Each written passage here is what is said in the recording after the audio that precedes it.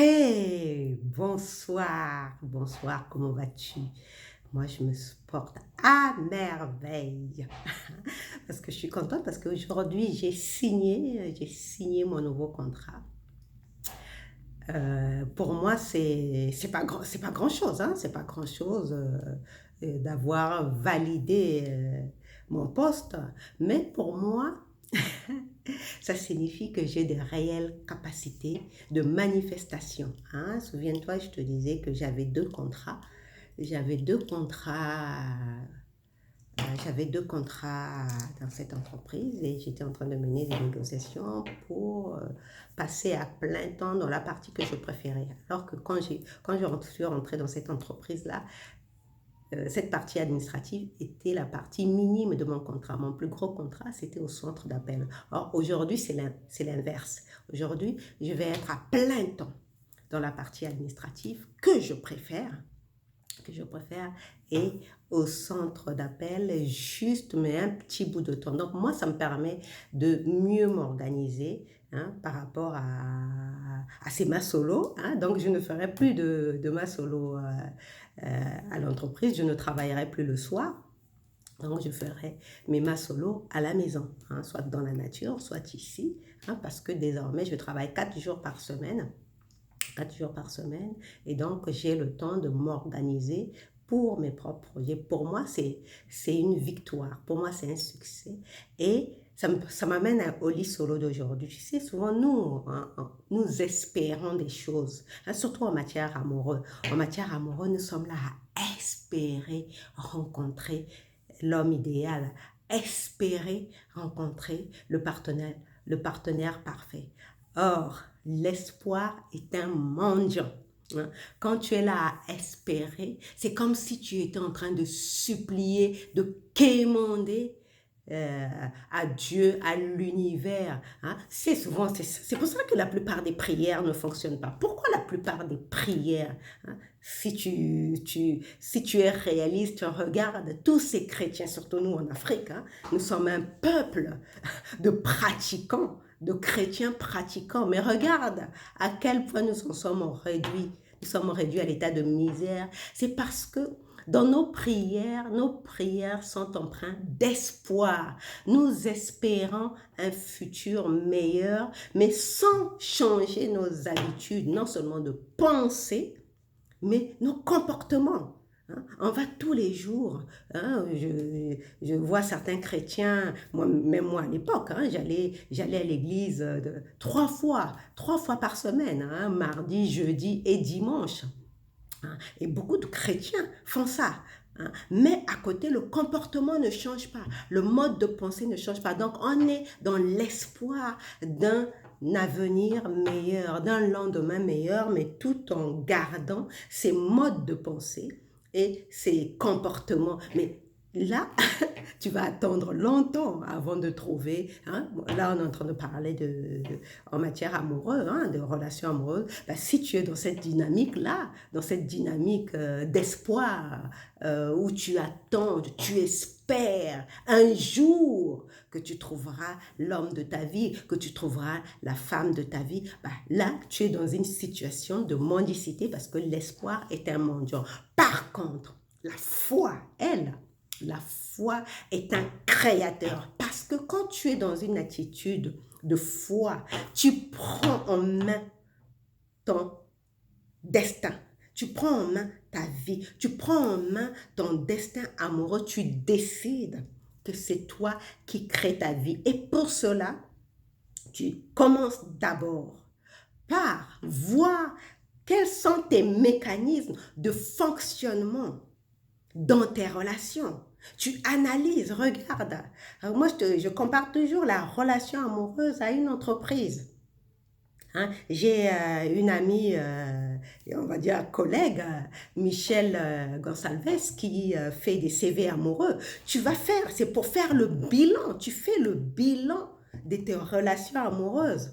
Hein? Les entreprises, pourquoi elles progressent? Pourquoi elles progressent? Parce que en fin d'année, elles font un bilan.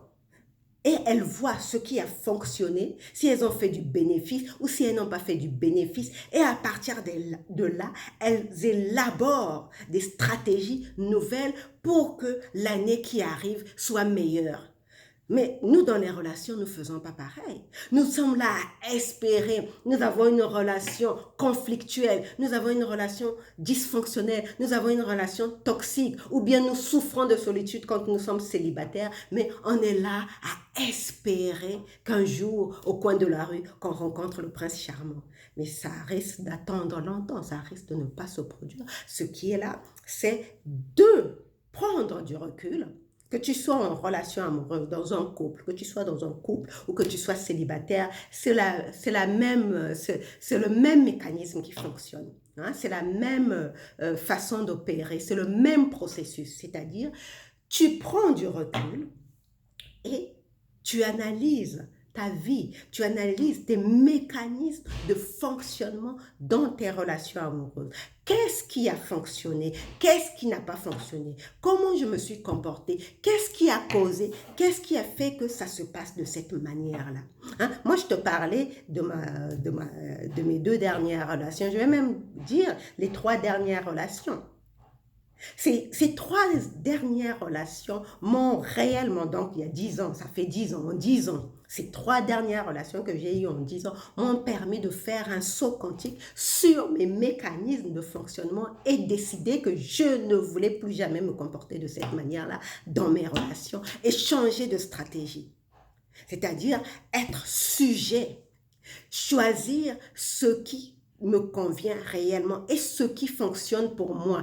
Mais pour que j'en arrive à ce mode de pensée-là, je me suis posée. Hein? C'est dans les évangiles qu'on le dit, au temps de la tempête.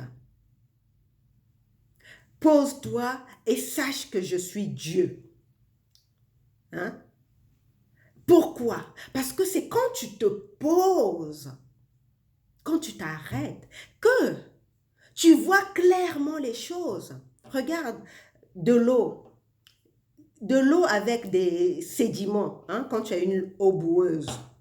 Si tu poses dans un verre, si tu poses l'eau et que tu reviens 5 heures plus tard, bah, tu vas voir que l'eau est claire. Et en bas, il y a le dépôt de terre, de boue en bas. Et tu as plus de clarté. Mais dans notre vie, c'est pareil avec nos pensées, c'est pareil. Quand tu te poses, là, tu commences à voir clair. Tu dis, ah, je me comportais comme ça avec mon partenaire. Je me suis comportée comme ça dans mes relations. Voilà les résultats que ça a donné. Ah, mais c'est bizarre. Dans mes dernières relations, j'ai attiré ce type de partenaire. Comment ça se fait? C'est bizarre. Celui-là ressemblait à l'autre partenaire. Mais qu'est-ce qui s'est passé? Pourquoi je les ai attirés? Et quand tu te poses des questions, souviens-toi, je te parlais de Paulo Coelho, les guerriers de lumière s'interrogent. Et parce qu'ils s'interrogent, ils trouveront des réponses. C'est quand tu te poses des questions que l'univers accourt pour te répondre, pour répondre à tes questions. Moi, tout ce que je te partage là, c'est parce que je me suis posée et j'ai trouvé des réponses. J'ai enchaîné un alcoolique, un drogué et un dépressif. Je me suis dit, mais il y a quelque chose qui ne va pas chez moi. Qu'est-ce qui se passe? Pourquoi j'attire ce type de partenaire avec qui ça ne va pas fonctionner de toute façon, puisqu'il est hors de question pour moi de me contenter d'une relation médiocre avec un alcoolique, un drogué ou un dépressif. Pas question. Mais qu'est-ce qui a fait que je puisse attirer ces personnes? Et je me suis posé la question et j'ai trouvé des réponses. En l'occurrence, la dernière relation, c'est que je reprochais à la personne de ne pas vouloir s'engager, comme je te l'ai dit. Mais en fait, si j'ai attiré ce type de personne, c'est parce que c'est moi qui avais peur de l'engagement. Mais inconsciemment, hein, inconsciemment, j'avais peur de l'engagement. Pourquoi? Je suis allée interroger mon transgénérationnel. Ça, c'est un travail que j'ai fait en profondeur.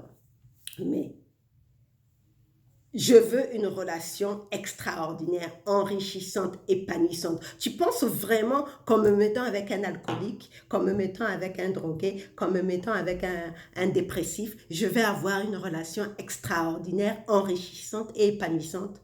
Absolument pas. Donc, c'est que quelque part, je cache une peur de m'engager. Donc, pour moi, l'excuse est toute trouvée. Ah, c'est de dire, ah, pourquoi ça n'a pas marché un tel? Oh, parce qu'il était alcoolique. Ah, pourquoi ça n'a pas marché un tel? Oh, parce qu'il était drogué. Ah, pourquoi ça n'a pas marché avec un tel? Oh, parce qu'il était dépressif. Bah non, c'est moi. C'est moi la cause. Rappelle-toi que l'autre n'est qu'un messager. Hein. L'autre, il a son travail à faire de son côté, mais il vient t'apporter le message. Hein, ces hommes-là, l'autre, il a son problème d'alcool à régler, le suivant, il a son problème de drogue à régler, et le dernier a son problème de dépression à régler. Mais ils m'ont apporté un message. C'était que j'avais peur de m'engager. Donc, quand tu analyses, quand tu prends le temps d'analyser tes relations, de te poser et de voir le point commun entre tes relations, entre les personnes, les relations foireuses que tu as enchaînées, tu vas réaliser avec effarement, avec perplexité que le point commun, c'est toi. Et donc, si c'est toi, c'est à toi de retrousser les manches pour bosser.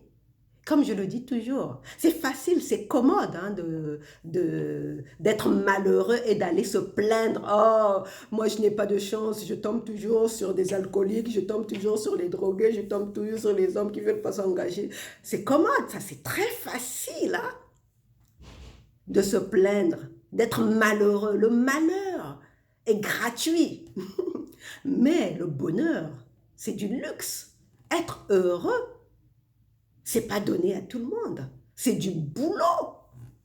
Il faut bosser. Et ça commence par faire un CV.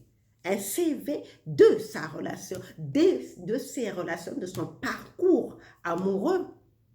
Et pouvoir, à partir de là, élaborer une stratégie qui ne soit pas juste de l'espoir, donc la mendicité, mais décider, bon, voilà ce qui s'est passé, voilà comment je me suis comportée. Maintenant, je vais changer de stratégie. Je vais élaborer, j'ai une vision, je veux une relation riche, extraordinaire, épanouissante, qui m'enrichisse, qui me mette vers la croissance. Ça, c'est ma vision. Mais maintenant, comment je fais pour arriver à cette relation-là? Bah, je commence d'abord par changer ce qu'il y a ici. Les gens espèrent, sont dans l'espoir d'une relation extraordinaire, du prince charmant, de la femme parfaite, mais ils ne veulent pas changer un iota de leurs habitudes, de leur comportement dans les relations. Oh, ça s'est toujours fait comme ça. Hein? Une femme, c'est toujours comme ça. Une femme, elle doit suivre son mari partout. Oh, un homme, il doit s'occuper de sa femme. Oui, certes, mais il arrive que ça ne se passe pas exactement comme ça, donc on doit s'adapter. On doit observer, on doit élaborer des stratégies pour que ça puisse fonctionner avec la situation qu'on est en train de vivre dans le moment présent. Donc, on veut ne pas s'accrocher à notre passé, à nos modèles anciens de fonctionnement. On veut voir notre futur avec une nouvelle stratégie, avec de nouveaux comportements, avec de nouvelles façons de penser. Et moi, si j'ai signé mon contrat aujourd'hui pour changer justement ma vie professionnelle dans cette entreprise, c'est parce que j'ai changé ma façon de penser, la relation professionnelle avec mes supérieurs hiérarchiques et avec mon employeur. C'est facile de tirer à boulet rouge sur l'employeur quand tu ne te donnes pas ce que tu veux. Mais est-ce que tu te poses la question de ton comportement vis-à-vis de ton employeur? C'est facile de te poser en victime. Mais tu peux te dire, même si ton employeur se comporte de façon injuste, tel que je te l'ai partagé dans des anciens Masolo, mais tu peux te poser la question, mais pourquoi il s'est comporté comme ça? Qu'est-ce que je peux faire pour qu'il puisse mieux apprécier mon travail, mon comportement? Et c'est comme ça que j'ai réfléchi. Plutôt que de me poser en victime de ce qui se passait dans l'entreprise, avant qu'on en arrive à me donner, à me valider mon contrat tel que je le désirais, ben c'est moi qui ai changé mon attitude. C'est parce que moi, j'ai changé mon attitude que aujourd'hui j'ai signé ce contrat. Et pareil, dans la relation de couple, là, j'ai changé mon attitude. J'ai changé ma façon de voir la relation de couple. Je sais désormais ce que je ne veux pas. Et pour ne pas attirer ce que je ne veux pas, je change mon comportement. Je change ma façon de penser la relation de couple. Je ne me contente pas d'avoir de l'espoir de rencontrer le prince charmant, de rencontrer l'homme idéal, mais je bosse, je travaille à transmuter. C'est le cas de le dire. Transmuter mes pensées. Transmuter, ça veut dire faire disparaître les anciennes pensées pour les remplacer par des nouvelles pensées. Et naturellement, ce sont des pensées positives, ce sont des pensées constructives. Et ce sont des pensées qui me mettent dans un dynamisme heureux, de joie de vivre. Et naturellement, quand tu es dans cet état d'esprit, tu ne peux qu'attirer le meilleur. Tu ne peux qu'attirer le meilleur. Donc, pour finir aujourd'hui, ne sois pas dans l'espoir de rencontrer l'homme idéal. Sois un bâtisseur ou une bâtisseuse avec la foi d'un grain de senevé, d'un grain de moutarde. Rappelle-toi, quand je parle de la foi d'un grain de moutarde, ça ne veut pas dire la quantité. Les gens ont mal compris cette phrase de Jésus. Cette phrase veut tout simplement dire la certitude d'arriver à ta destination. Le grain de moutarde, il sait qu'en tant que grain de moutarde, il va finir par devenir un grand arbre. C'est ça la foi d'un grain de moutarde. Donc, toi, pareil, dans ta relation, la relation que tu veux bâtir, même si tu es en couple, hein, si tu veux que ta relation, de toute façon, la relation n'est pas, une relation amoureuse n'est pas faite pour stagner. Hein. C'est comme ça qu'on en arrive à l'ennui et qu'on divorce. Une relation amoureuse est faite pour se transformer, pour grandir, pour s'épanouir, être en éternelle expansion, comme l'univers, suivre les lois de l'univers, parce que l'univers est éternelle expansion.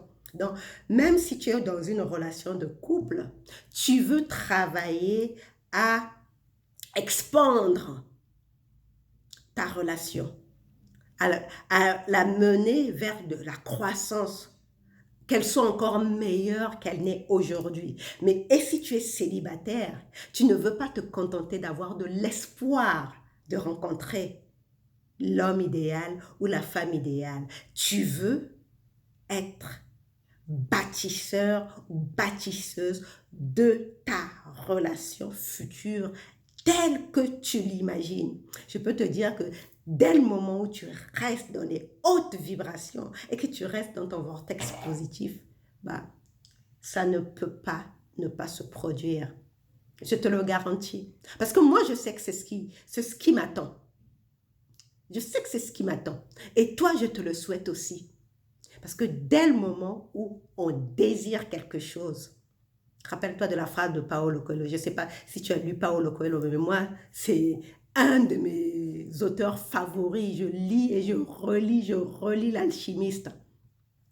Quand tu désires vraiment quelque chose, l'univers conspire en ta faveur pour t'apporter ce que tu désires. Et moi, je l'ai expérimenté toute ma vie. Peut-être à une échelle pas très élevée, mais je l'ai expérimenté. C'est parce que jusque-là, j'étais encore en train de déblayer le terrain. Mais là, pour moi, ça fonctionne. Et si tu gardes ce mindset de bâtisseur, de bâtisseuse, bah, ça fonctionnera aussi pour toi. Il n'y a aucun... Ça ne peut pas être autrement. C'est la loi. C'est la loi. Ça ne peut pas être autrement. Hein, les énergies semblables s'attirent. Et si tu vibres dans les hautes vibrations, dans les hautes fréquences, tu ne peux qu'attirer quelqu'un qui est à cette fréquence-là. En attendant, prends soin de tes vibrations et reste dans ton vortex le plus positif. Et on se retrouve demain pour un autre lit solo. Bisous, bisous, ciao. Ciao.